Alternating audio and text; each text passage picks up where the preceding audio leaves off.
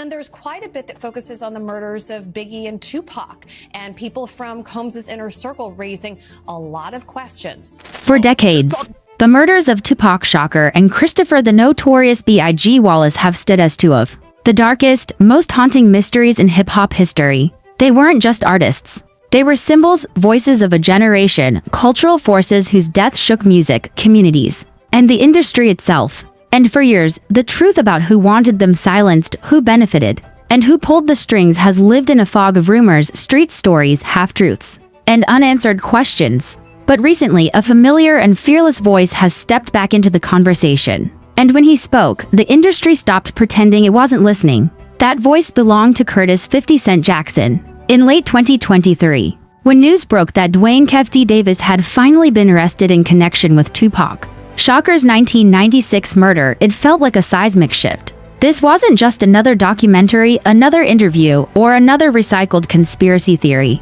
This was law enforcement making a real move after nearly 3 decades of silence. And with that move came a reopening of wounds that never truly healed. As the headlines spread and old footage resurfaced, the hip-hop world braced itself, unsure whether this would finally lead to answers or simply reopen old pain. Then 50 Cent dropped what many saw as a warning shot. On social media, 50 posted an old photograph of Tupac Shakur and Death Row Records CEO Suge Knight taken on the night of the infamous Las Vegas drive-by shooting. Over the image, he wrote words that immediately sent shockwaves through the culture. He claimed that Tupac had been lined up by someone known as Brother Love, a nickname long associated with Sean Diddy Combs. He didn't offer evidence. He didn't explain further. He simply ended with 2 chilling words, "Lawyer up." Those 2 words carried more weight than 1,000 interviews. This wasn't gossip.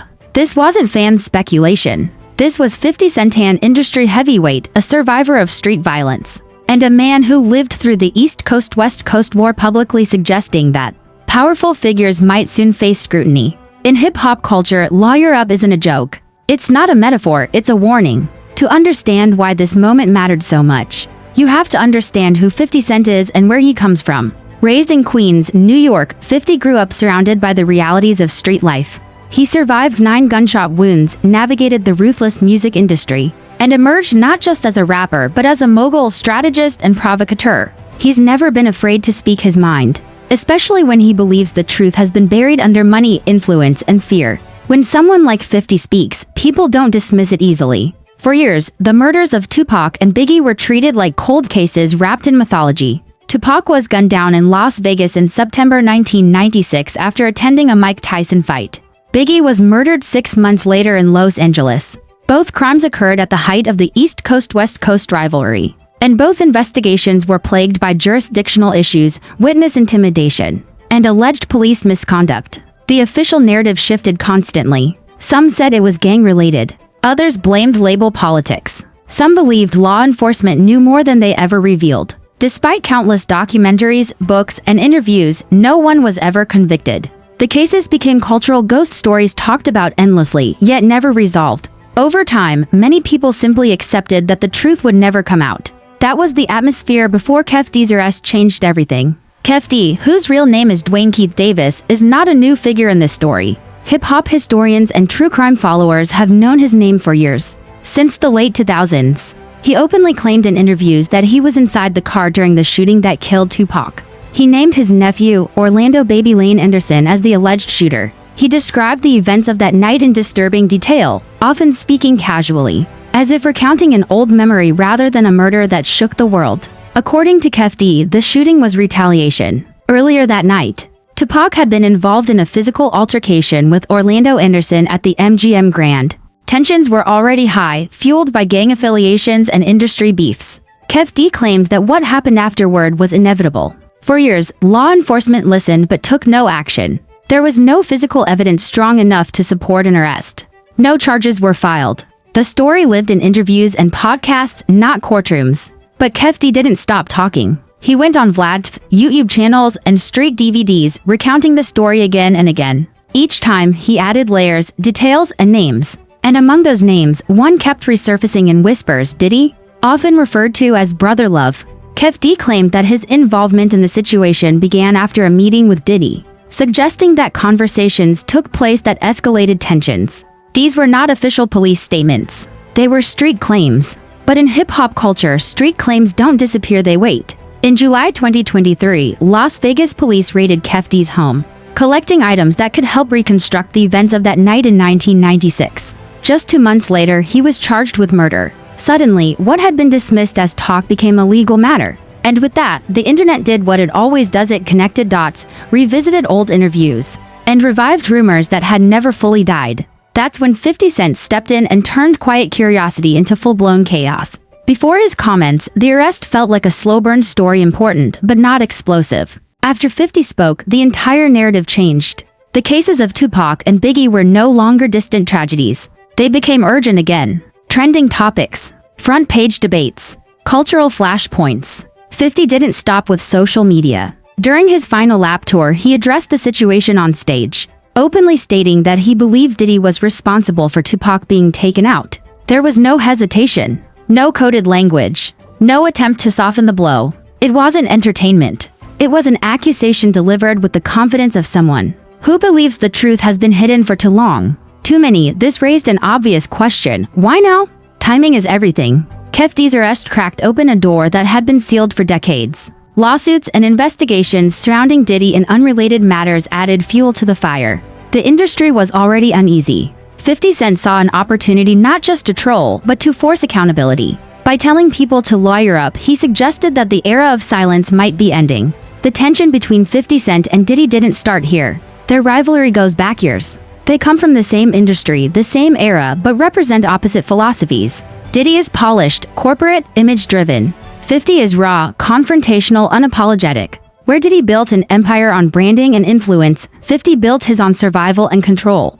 They never mixed well. Over the years, 50 publicly mocked Diddy's business deals, fashion choices, and public persona. He questioned how Bad Boy Records treated its artists and openly criticized industry manipulation. To 50, Diddy represented everything he distrusted about the music business. So when allegations resurfaced tying Diddy to the darkest chapters of hip-hop history, 50 didn't hesitate. He applied pressure. And pressure changes everything. It forces conversations that people would rather avoid. It draws attention where silence once lived. Whether 50 Cent has proof or not, his words have already done something powerful. They've reignited a global conversation about justice, accountability, and the price of fame. The world is watching again. The streets are listening. And for the first time in a long time, the mystery surrounding Tupac Shakur and Biggie Smalls don't feel frozen in time. They feel active, unfinished, dangerous. What happens next remains unknown. But one thing is clear: when someone like 50 Cent tells the industry to lawyer up, it's not entertainment. It's a signal. And signals like that don't get ignored forever. And the reason this moment feels different from every other moment before it is because the balance of power has shifted.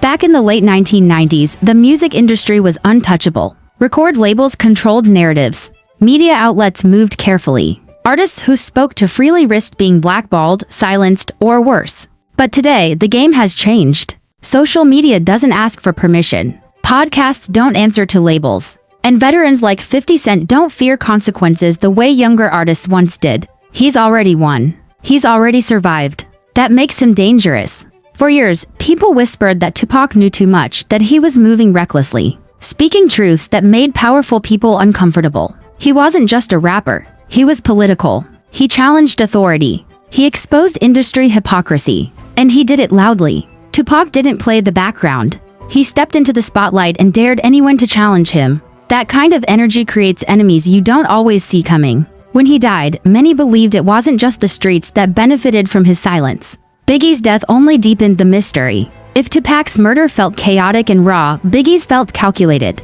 He was killed in Los Angeles, far from home, just as tensions between coasts were supposedly cooling down. That contradiction never sat right with people. 2 giants gone within 6 months. 2 cases unsolved. Too many coincidences. Too many unanswered questions. And too many powerful figures who seemed untouched by the fallout. This is why 50 Cent's words landed so hard. He wasn't speaking from speculation alone. He was speaking from lived experience. He watched how the industry closed ranks after Biggie's death. He saw how narratives were shaped, redirected, and buried. He understood how street politics and corporate interests sometimes intersect in ways the public never fully sees. And he understood that fear keeps mouths shut longer than money ever could. When 50 says lawyer up, it's not just aimed at one person. It's aimed at an entire system. It's a reminder that time doesn't erase accountability. It delays it. And delays can end suddenly when one arrest cracks the foundation. Kefti's arrest wasn't just about one man. It symbolized a shift to signal that law enforcement was finally willing to reopen doors that had been sealed for decades. And once those doors open, everything becomes fair game. Old phone records, old financial ties, old witness statements. People who once felt untouchable start rethinking their past decisions. That's why tension rises. That's why silence gets loud. And that's why figures like Diddy suddenly find themselves under a microscope. Not just for unrelated lawsuits, but for historical questions that never truly disappeared. The internet plays a huge role in this new phase. Clips from old interviews resurface overnight. Quotes that once felt insignificant suddenly feel loaded. Every word Kefti ever said is now being analyzed frame by frame. And when his past statements mention meetings, motivations, or industry connections, people don't shrug anymore. They listen differently. Context changes everything. 50 Cent understands that better than anyone. He knows how narratives are built. He knows how pressure works. He knows that sometimes you don't need to present evidence, you just need to force the right people to start asking questions. And once those questions are asked publicly, they can't be taken back. What makes this situation even more volatile is that 50 isn't alone. He's just the loudest voice. Behind him is an entire generation that grew up watching their heroes die without justice. Fans who never accepted the official explanations. Artists who saw the cost of speaking out. And now, as time passes, fear loses its grip. People age. Loyalties fade. Regrets grow heavier. That's when truths tend to surface. This moment feels like a crossroads. Either the industry finally confronts its past, or it doubles down on silence. Either the legal system follows through, or history repeats itself as another unresolved tragedy. And the reason everyone is leaning in is because this time, the stakes feel real. Not symbolic. Not theoretical, real. 50 Cent isn't acting like someone chasing headlines. He's acting like someone who believes the end of a long story might finally be approaching. And whether you agree with him or not, whether you see his actions as truth-telling or provocation, one thing is undeniable: he has forced the conversation back into the open. And once something is exposed to light, it never looks the same again. The murders of Tupac Shakur and Biggie Smalls shaped hip-hop forever. They changed how artists moved, how labels operated, and how beefs escalated. They taught the industry that words could cost lives. But they also left behind a debt, one that's been unpaid for nearly 30 years. A debt of truth. Now, with arrests being made, lawsuits piling up, and voices like 50 Cent refusing to stay quiet, that debt is being called in. The question is no longer whether people are ready to hear the truth. The question is who's ready to face it. Because if history has taught us anything, it's this: the truth doesn't stay buried forever. It waits, and when it comes back loud. As the conversation grows louder, one uncomfortable reality becomes impossible to ignore: hip-hop has never fully healed. From the deaths of Tupac Shakur and Biggie Smalls, the culture moved forward, the charts kept spinning, and new stars rose. But that wound stayed open beneath the surface. Every generation inherited it, every artist felt it, and every fan sensed that something unfinished was left behind. These weren't just murders, they were warnings. After Tupac died, the industry became quieter, more cautious. Artists stopped saying certain things out loud. Executives became more calculated. The raw, fearless energy that Tupac embodied slowly gave way to controlled personas and safer narratives. Biggie's death sealed that shift. If Tupac represented rebellion, Biggie represented success. Losing both sent a message that neither resistance nor compliance guaranteed safety. That message echoed for decades. 50 Cent grew up in the aftermath of that era. He watched how fear shaped careers. He watched how silence became survival. And he watched how certain names were never spoken publicly, only whispered in studios, backstage, or behind closed doors. That kind of environment teaches you something important: the truth isn't always hidden because it's unknown. Sometimes it's hidden because too many people know it. That's why this moment feels like a breaking point. Time has weakened the walls that once protected powerful figures. The people who were young and scared in the 1990s are older now. Some are tired. Some are reflective. Some don't feel the same loyalty they once did. And some don't have anything left to lose. History shows us that this is usually when long-buried stories begin to surface. Kefti's arrest didn't just reopen a case. It disrupted a long-standing understanding. For years, many believed that the murders of Tupac and Biggie were known but unprovable. Everyone had theories, but no one had consequences. That illusion shattered the moment handcuffs were put on someone who had been publicly talking for years. It sent a message: words matter now. Statements have weight, and the past is no longer off limits. That shift is exactly what 50 Cent capitalized on. He didn't create the controversy, he amplified it. He took what was already bubbling beneath the surface and forced it into public view. That's his skill. He understands attention as a weapon. He understands that once something becomes impossible to ignore, institutions are forced to respond, even if reluctantly. The tension surrounding Diddy's name didn't appear overnight. It's been quietly floating through hip-hop history for years, tied to questions about power, influence, and proximity. Diddy has always been close to the center of the industry. He survived an era where many didn't. He rebuilt after tragedy and emerged more powerful than before. To some, that's admirable. To others, it raises questions. Questions like, who really benefited when Tupac and Biggie were gone? Who gained control over narratives, contracts, and power structures? Who moved forward untouched while others were buried? These aren't accusations. They're questions. And questions are dangerous when answers have been avoided for too long. 50 Cent thrives in that danger zone. He has no interest in protecting legacies that he believes were built on manipulation or silence. He has openly criticized how artists were treated in the past, how contracts trapped young talent, and how executives escaped accountability. From his perspective, this isn't personal, it's overdue. And yet, personal history always plays a role. The long-standing tension between 50 and Diddy adds another layer to the story. Their rivalry isn't based on one incident. It's philosophical. They represent two different versions of success in hip-hop. One built on image, alliances, and corporate polish. The other built on confrontation, independence, and control. When those two worlds collide, sparks are inevitable. As lawsuits and investigations unrelated to Tupac and Biggie began surrounding Diddy, the timing became impossible to ignore. Public perception shifted.